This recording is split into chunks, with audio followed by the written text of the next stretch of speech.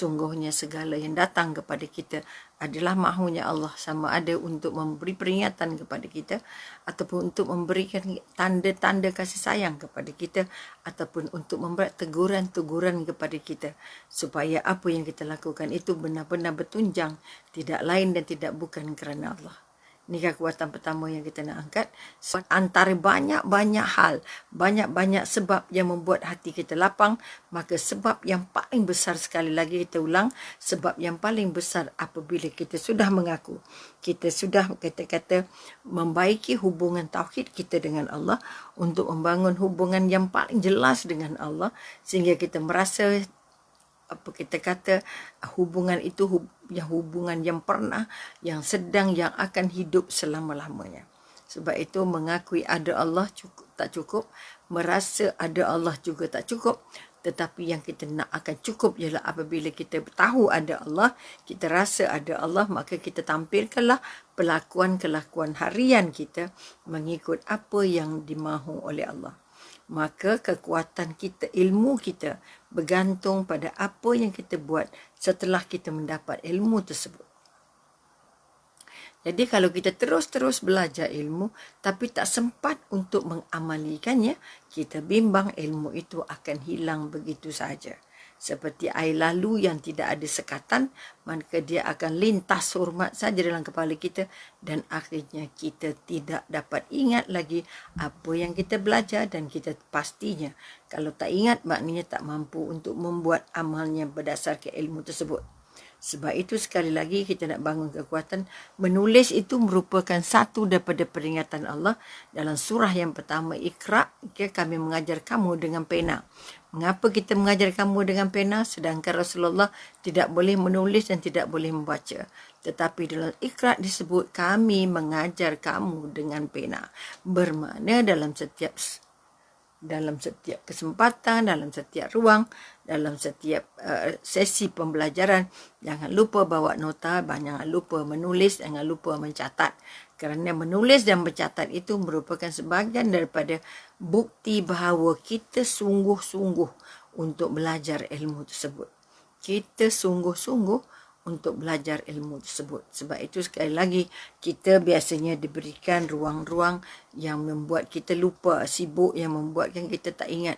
Maka sekali lagi Allah mengajar kita dengan pena, maka jangan lupa ikut tazkirah, walaupun sembang petang, walaupun sembang santai, tidak bermakna kita bersandar saja, hanya pasang telinga tapi tidak ada fokusnya, maka tidak menulis, tidak mencatat.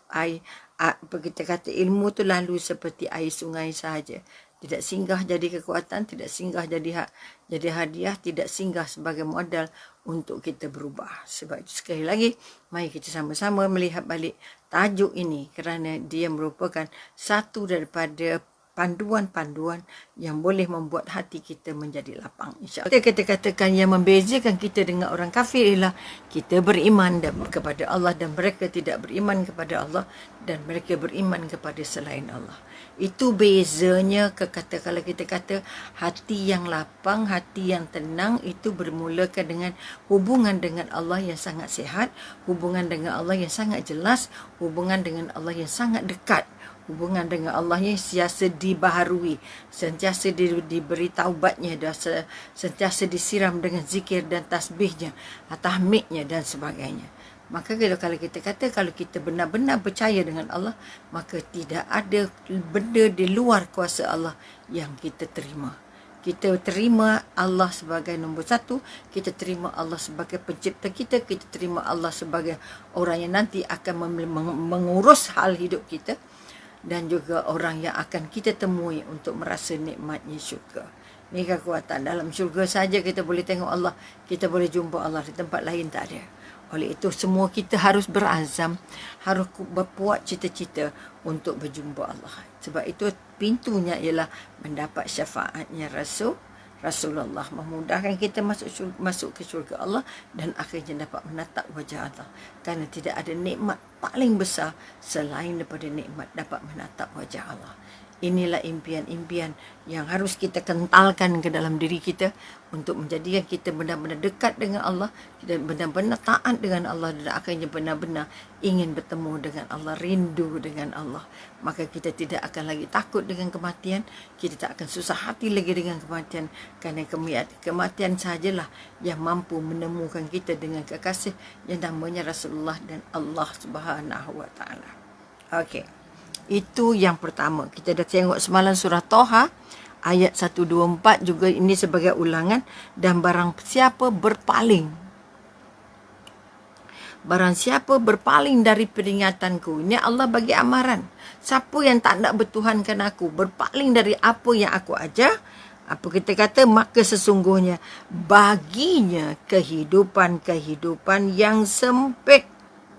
Kehidupan yang sempit. Sempit bermakna tak cukup saja. Sempit maknanya susah. Sempit maknanya putus perhubungan. Sempit maknanya kita tidak gembira. Dan sempit maknanya jauh sekali daripada lapang dada.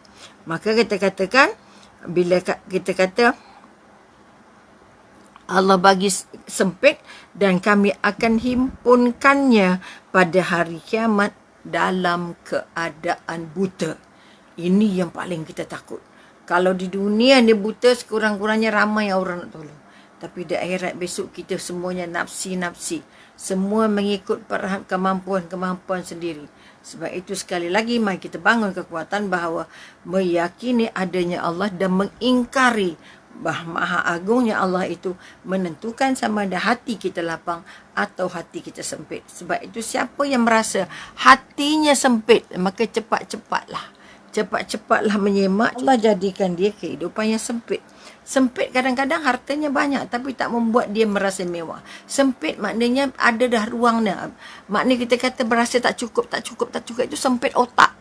Sempit perasaan, tak pernah suka, tak pernah gembira. Saya ni tak pernah bahagia, tak pernah nak gelak banyak tu. Itu masalah sempit lah tu. Bukan baju je sempit. Sempit maknanya kita tidak merasa nikmat lebarnya dunia. Rumah yang besar jadi sempit. Duit yang banyak jadi sempit. Susah hati nak simpan mana ni, ya Allah. Contoh. Maka kita kata anak ada, anak ramai, anak sikit. Anak sikit pun sempit. Anak ramai kadang-kadang lebih lapang. Contohnya pikiran kita. Maka kita kata surah At-Taha ayat 124 bagi tahu pada kita siapa yang menolak Allah pasti hidupnya sempit. Sempit pikiran, sempit perasaan, sempit emosi dan sempit pergaulan. Ini yang nak diingatkan bahawa jangan sekali-kali menduakan kuasa Allah ataupun jangan sekali-kali memindahkan kuasa Tuhan kepada yang bukan Tuhan. Ini peringatan yang kita nak angkat. Sebab itu kita tengok pula dalam surah Al-An'am. Surah Al-An'am, maka apakah orang-orang yang dibuka Allah hatinya untuk menerima agama Islam lalu dia mendapat hidayah dari Rabb-nya sama dengan orang-orang yang membantu hatinya. Artinya orang yang berusaha untuk mendapatkan apa kita kata Islam, mendapatkan agama yang benar-benar suci ini, maka Allah akan bantu dia semudah-mudahnya dengan berbagai cara, okey. Tapi bila dia menerima syahadah itu, dia sedang membantu hatinya. Jadi jelas dalam beberapa interview yang Umi buat dengan penganut-penganut agama lain yang masuk Islam. Saya tak rasa begini bahagia, saya tak rasa begini rapat, saya tak berapa begini concernnya orang-orang Islam pada ahli-ahli yang lain dan sebagainya. Maka kita kata kita bahagia, kita kata merasa nikmatnya Allah, kita mentaati perintah Allah, ya okey. Maka Allah pasti akan bukakan hati kita untuk sayang, untuk rindu, untuk berjuang dengan agama. Ini paling besar. Bila kita berjuang, kita nak yang kita punya dulu, kita pakai dalam diri dulu, baru kita sebarkan kepada orang lain. Bila kita dah nampak hasilnya, baru kita boleh yakinkan orang. Kalau buat ini, makan ini, buat ini, maka hasilnya begini. Itu kita kata jelas tu. Maka kita katakan orang yang menolak Allah dalam kehidupan atau tidak mengangkat Allah sebagai kuasa terbesar dalam kehidupan, tidak akan menyerahkan segala keputusan akhir kepada Allah, maka Allah nanti kita kata menolak perintah Allah, menolak kehadiran Allah, bermakna di mahsyar nanti akan dibangunkan dalam keadaan buta. Ni yang paling kita takut juga, daripada boleh berjalan jadi tak boleh jalan kan. Itu yang pertama. Sebab itu kita kata Allah sangat mengancam orang-orang kafir dan orang-orang yang tidak mahu menurut syariat yang Allah berikan dengan ancaman-ancaman yang sangat sempit. Contohnya dia bagi kesempitan hati. Kemudian dia baginya rasa takut mati, takut sakit, takut itu, takut kena tinggal, takut macam takut. Kemudian rasa khawatir. Ya Allah, aku tadi wuduk tadi penuh, kau tidak kena ke tidak? Berapa kali ke? Cukup ke tak? Dalam solat pun boleh. Okay? Dalam solat kita rasa apa? Khawatir. Ni rakaat yang keberapa ya? Tadi baca surah apa? Sekarang baca surah apa ya? Jadi kita terus terbangun-bangun. Kemudian kita bersekutu. Maknanya kata-kata dia bagi rasa takut, dia bagi rasa khawatir, dia bagi rasa kegundahan. Risau. Macam-macam risau. Dan akhir sekali dia beri goncangan. Goncangan. Apa kata-kata? Goncangan jiwa, perasaan tidak tenteram, kalang kabut dan sebagainya. Itu Allah berikan kepada orang-orang kafir. Okey? Maknanya orang yang menduakan Allah, orang yang tidak merasa bahawa Allah itu adalah kuasa mutlak, Allah itu orang yang paling berkuasa dalam semua hal. Okey? Boleh faham? Boleh ingat?